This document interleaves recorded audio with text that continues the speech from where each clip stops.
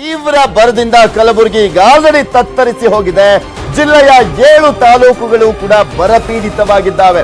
ಆದ್ರೆ ದುಡಿಯುವ ಕೈಗಳಿಗೆ ಮಾತ್ರ ಸಿಗ್ತಾ ಇಲ್ಲ ಕೆಲಸ.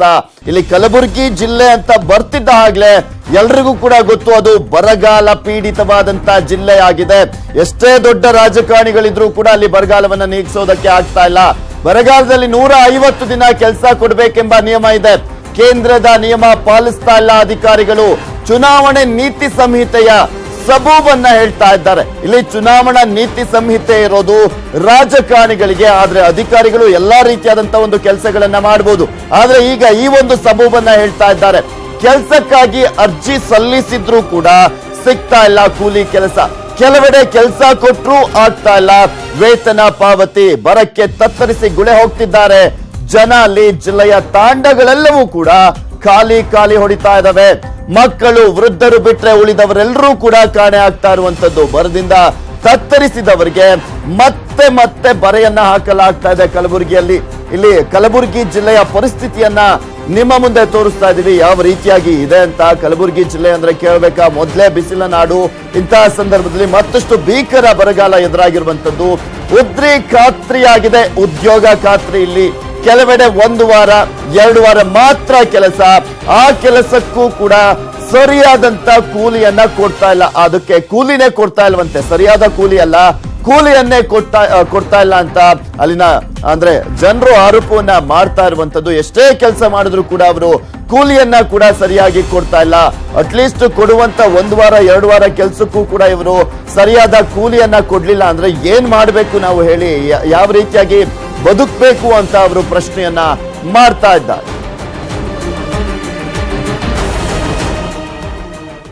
ಉದ್ಯೋಗ ಕಟ್ರಿ ಇಲ್ರಿ ಸರ್, ಎನರ್ಜಿ ಟೋಟಲಿ ಕೋಡಾ ಕ್ಯಾಂಡಿಡೇಟ್ ಅದ ಅಂತ ಬಂದದ ಅಂತ ಹೇಳ್ಯಾರ. ಯಾಕಂದ್ರೆ ಈ ಇದ್ದೀವಿ ಪಬ್ಲಿಕ್ ಇಲ್ಲೇ ಕೆಲಸ ಮಾಡ್ತೀವಿ. ನೀರು ಎಲ್ಲಿ 1-2 ಕೊಡ ಎಲ್ಲಿ ಪರ್ವೂರ್ಲಿಂದ ತಂದು ಈಗ 4-5 ಕಿಲೋಮೀಟರ್ಲಿಂದ ದೂರ್ಲಿಂದ ತರ್ತಾರ್ರಿ. ಅವು ಎನರ್ಜಿ ಇಲ್ಲಿ ನಮ್ಮ ಕೆಲಸ ಸಿಕ್ಕ ನಮ್ಮ ಜನಗಳು ಇಲ್ಲಿ ಬಾಂಬೆಗೆ ಹೋಗ್ತಿದ್ದಿಲ್ಲ. ಅವು ಎನರ್ಜಿ ಕೆಲಸ ಬಂದಾಗಿದ್ದ ಕಾರಣ ಬಾಂಬೆಗೆ ಹೋಗ್ಯಾರ ಅರ್ಧ ಜನ. ಇಲ್ಲಿ ಮಿನಿಮಮ್ 4,000 ಜನಗಳು ಇದ್ದಾರೆ.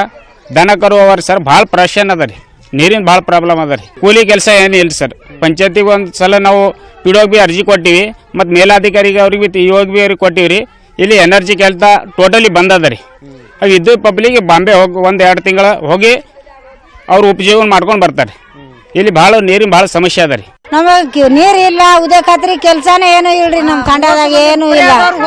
ಎಲ್ಲ ಹೋದ್ರು ಹರಿಯಾದವ್ರು ಎಲ್ಲ ಹೋದ್ರು. ಮುದುಕರು ಪಾರ್ಗಳು ಎಲ್ಲ ಹರಾರಿ. ಅವ್ರು ನೀರಿಲ್ಲ, ಎಲ್ಲಿ ಕುಡಿಬೇಕು, ಎಲ್ಲಿ ಹೋಗ್ಬೇಕು, ಪಾಪ ಹೈರಾಣ ಅದಾರಿ ಸರ್. ನಮ್ದು ನೀರಿಂದ ಕೇಳಿದ್ರೆ ನಾವು ಮಾಡ್ತೀವಿ ಅಂತಾರ ಕಡೆ ಹೋಗ್ತಾರಿ ಸರ್. ಕೆಲ್ಸಾನು ಇಲ್ಲ, ಏನೂ ಇಲ್ಲ, ಒಂದ್ ದುಡ್ಡು ಕೆಲ್ಸ ಇಲ್ಲ. ಒಂದಿನ 4 ಕೊಡ 5 ಕೊಡ ತುಂಬಬೇಕು, ನಾಳೆಗೆ ಜಗಳ ಆಡ್ಬೇಕು. ನಾವು ಇವ್ ತುಂಬ್ದಾರ ನಾಳೆಗೆ ಜಗಳ ಆಡ್ಬೇಕು. ಇವ್ ಸಿಕ್ಕರ್ ನಾಳೆಗೆ ನಾಡೋದು. 3 ದಿನಕ್ಕೆ 1-4 ಕೊಡ ಸಿಗ್ತಾರ. ಏನ್ ಮಾಡಿ 45% ಜನನ್ನ ಗೂಳೆ ಹೋಗಿದ್ದಾರೆ ಅಂತಕ್ಕಂತ ಹೇಳಿದ್ರೆ ತಪ್ಪಾಗಕ್ಕಿಲ್ಲ. ಅದನ್ನ ಸಾಕ್ಷಿಗೆ ಹೇಳ್ಬೇಕಾದ್ರೆ ಈಗಾಗಲೇ ರುಮ್ಮನಗುಡದಲ್ಲಿ ತಾಂಡದಲ್ಲಿ ಕೂಡ 100ಕ್ಕೆ 70% ಜನ ಬಾಂಬೆದಲ್ಲಿದ್ದಾರೆ, ಪುನಾದಲ್ಲಿದ್ದಾರೆ. ಇವತ್ತು ರುಮ್ಮನಗುಡು ಪಂಚಾಯತಿ ವ್ಯಾಪ್ತಿಯಲ್ಲಿ ಬರ್ತಕ್ಕಂಥ ಸಾಸ್ರಗಾಂವ್ ತಾಂಡದ್ದು ಹೈದರಾಬಾದ್ ಖಮ್ಮಂ ಡಿಸ್ಟ್ರಿಕ್ಟ್ ದಲ್ಲಿ ಬದುಕಕ್ಕೆ ಹೋಗಿರ್ತಕ್ಕಂಥ ಉದಾಹರಣೆ ಇದೆ ಅಂತಕ್ಕಂಥ ಮಾತನ್ನ ಹೇಳಕ್ ಬಯಸ್ತಾ ಇದ್ದೀನಿ. ಇವತ್ತು ಉದ್ಯೋಗ ಖಾತ್ರಿ ಕೆಲಸ ಸಿಗಲಾರದಿದೆ. ಇವತ್ತು ಜನರು ಪರೇಶಾನ್ ಆಗಿದ್ದಾರೆ. ಈ ಭಾಗದ ಶಾಸಕರೇನು 6 ತಿಂಗಳದ ಹಿಂದೆ ಇರ್ತಕ್ಕಂಥ ಶಾಸಕರು 2ನೇ ಬಾರಿ ಗೆದ್ದೋಗಿರ್ತಕ್ಕಂಥವ್ರು ಕೂಡ ಈ ಜನರಿಗೆ ಮಲತಾಯಿ ಧೋರಣೆ ತೋರಿದ್ದಾರೆ, ತಾರತಮ್ಯ ಮಾಡ್ತಿದ್ದಾರೆ, ಜನರಿಗೆ ಅನ್ಯಾಯ ಮಾಡ್ತಿದ್ದಾರೆ. ಯಾವುದೇ ಕಾರಣ ಜಾಗೃತಿಯನ್ನ ವಹಿಸಲಿಲ್ಲ. ಈ ಜನರಿಗೆ ಉದ್ಯೋಗ ಖಾತ್ರಿ ಯಾವುದೇ ಕಾರಣಕ್ಕೂ ಇವತ್ತು ನಾಯಿ ಮಲೆ ನಾಗಳಲ್ಲಿದ್ರೆ ನಮಗೇನು ಬಂತು ಲಾಭ ಅಂತಕ್ಕಂಥ ಪರಿಸ್ಥಿತಿಯಲ್ಲಿ ಈ ಭಾಗದ ಜನರಿದ್ದಾರೆ ಅಂತಕ್ಕಂಥ ಮಾತನ್ನು ಹೇಳಕ್ ಬಯಸ್ತೀನಿ. ಇದ್ರ ಬಗ್ಗೆ ಮತ್ತಷ್ಟು ಮಾಹಿತಿಯನ್ನು ಪಡ್ಕೊಳ್ಳೋಣ ನಮ್ಮ ಪ್ರತಿನಿಧಿಯಿಂದ.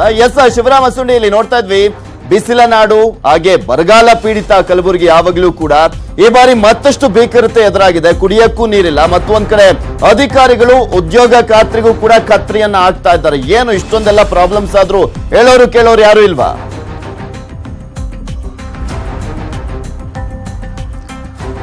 ಪೃಥ್ವಿರಾಜ್, ಒಂದು ಅರ್ಥದಲ್ಲಿ ಕಲಬುರಗಿ ಮಟ್ಟಿಗೆ ಉದ್ಯೋಗ ಖಾತ್ರಿ ಉದ್ರಿ ಖಾತ್ರಿ ಆಗಿದೆ ಅಂತಾನೆ ಹೇಳ್ಬೋದು. ಅಷ್ಟರ ಮಟ್ಟಿಗೆ ಇಲ್ಲಿ ಯಾವುದೇ ರೀತಿಯ ಯೋಜನೆ ಅಂದ್ರೆ ಕೇಂದ್ರ ಸರ್ಕಾರದ ಏನು ಮಹತ್ವಾಕಾಂಕ್ಷಿ ಯೋಜನೆ ಇಲ್ಲಿ ಇಂಪ್ಲಿಮೆಂಟ್ ಆಗ್ತಾ ಇಲ್ಲ.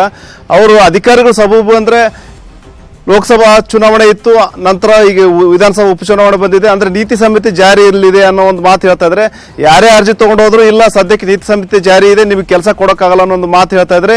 ಇದರಿಂದಾಗಿ ಏನು ಅರ್ಜಿ ಹಿಡ್ಕೊಂಡು ಹೋದವರು ವಾಪಸ್ ಬರ್ತಾ ಇದ್ರೆ. ಆದ್ರೆ ಅಲ್ಲಿ ಸರ್ಕಾರದ ನಿಯಮದ ಪ್ರಕಾರ ಯಾರೇ ಅರ್ಜಿ ಕೊಟ್ಟರು ಸಹ ಅವರಿಗೆ ಒಂದು ವಾರದೊಳಗೆ ಕೆಲಸ ಕೊಡ್ಬೇಕನ್ನೋ ನಿಯಮ ಇದೆ. ಮತ್ತು ಒಂದ್ ವೇಳೆ ಕೆಲಸ ಕೊಡ್ಲಿಕ್ಕೆ ಆಗ್ಲಿಲ್ಲ ಅಂದ್ರೆ ಕುಂದ್ರಿಸಿ ಆದ್ರೂ ಅವರಿಗೆ ಪೇಮೆಂಟ್ ಕೊಡ್ಬೇಕನ್ನೋ ಒಂದು ನಿಯಮ ಇದೆ.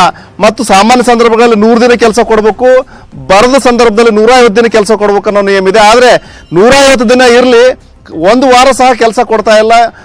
ಕೆಲವೊಂದ್ ಕಡೆ ಕೆಲಸ ಕೊಟ್ಟರು ಸಹ ಅವರಿಗೆ ವೇತನ ಪಾವತಿ ಆಗ್ತಾ ಇಲ್ಲ. ಇದರಿಂದಾಗಿ ಜನ ತೀವ್ರ ಸಂಕಟಕ್ಕೆ ಗುರಿಯಾಗಿದ್ದಾರೆ. ಬಹಳಷ್ಟು ಜನ ಗುಳೆ ಹೋಗಿದ್ದಾರೆ. ಪುಣೆ, ಮುಂಬೈ, ಬೆಂಗಳೂರು ಇತ್ಯಾದಿಗಳ ಕಡೆ ಈ ತಾಂಡಗಳಲ್ಲಿ ಅಂತೂ ಬಹುತೇಕ ತಾಂಡಗಳಲ್ಲಿ ಖಾಲಿ ಆಗಿದ್ದಾವೆ. ಕೇವಲ ಮಕ್ಕಳು, ವಯೋವೃದ್ಧರು ಬಿಟ್ರೆ ಬೇರೆ ಯಾರೂ ತಾಂಡಗಳಲ್ಲಿ ಸಿಗ್ತಾ ಇಲ್ಲ. ನಮ್ಮ ರಾಜಕಾರಣಿಗಳೇನಂದ್ರೆ ಲೋಕಸಭಾ ಚುನಾವಣೆ ಸಂದರ್ಭದಲ್ಲಿ ಇರ್ಬೋದು, ಈಗ ಉಪಚುನಾವಣೆ ಸಂದರ್ಭದಲ್ಲೂ ಸಹ ಗುಳೆ ಎಲ್ಲಿ ಹೋಗಿದ್ದಾರೆ ಅಲ್ಲಿ ಹೋಗ್ಬಿಟ್ಟು ಅವ್ರನ್ನ ಮನವೊಲಿಸಿ ಮತ ಹಾಕ್ಲಿಕ್ಕೆ ಕರ್ಕೊಂಡು ಬರುವಂತ ಪ್ರಯತ್ನ ಮಾಡ್ತಾ ಇದ್ದಾರೆ ಹೊರತಾಗಿ ಅವ್ರಿಗೆ ಇಲ್ಲಿಯೇ ಕೂಲಿ ಕೊಡಿಸಿ ಇಲ್ಲಿಯೇ ಉಳಿಸ್ಕೊಳ್ಳುವಂತ ಪ್ರಯತ್ನ ಮಾಡ್ತಾ ಇಲ್ಲ. ಈ ಒಟ್ಟಾರೆ ಏನು ಒಂದು ಕೇಂದ್ರ ಸರ್ಕಾರ ಏನು ಹಣ ಬಿಡುಗಡೆ ಮಾಡಿಲ್ಲ ಅನ್ನೋ ಒಂದು ಸಬೂಬು ಹೇಳಿ ಮತ್ತು ನೀತಿ ಸಂಹಿತೆ ಸಬೂಬು ಹೇಳಿ ಎಲ್ಲೂ ಸಹ ಉದ್ಯೋಗ ಖಾತ್ರಿ ಕೆಲಸ ಕೊಡ್ತಾ ಇಲ್ಲ. ಇದರಿಂದಾಗಿ ಜನ ತೀವ್ರ ಸಂಕಷ್ಟಕ್ಕೆ ಗುರಿಯಾಗಿದ್ದಾರೆ. ಮತ್ತು ಒಂದು ರೀತಿಯಲ್ಲಿ ಬರದ ಬರೆ ಜೊತೆಗೆ ಒಂದು ಉದ್ಯೋಗ ಖಾತ್ರಿ ಬರೇನು ದೊಡ್ಡ ಹೊರೆಯಾಗಿ ಪರಿಣಮಿಸಿದೆ ಅಂತ ಹೇಳ್ಬೋದು. Prithviraj. Okay, thank you Shivarama Sundi ನಿಮ್ಮೆಲ್ಲ ಡೀಟೇಲ್ಸ್ಗಾಗಿ.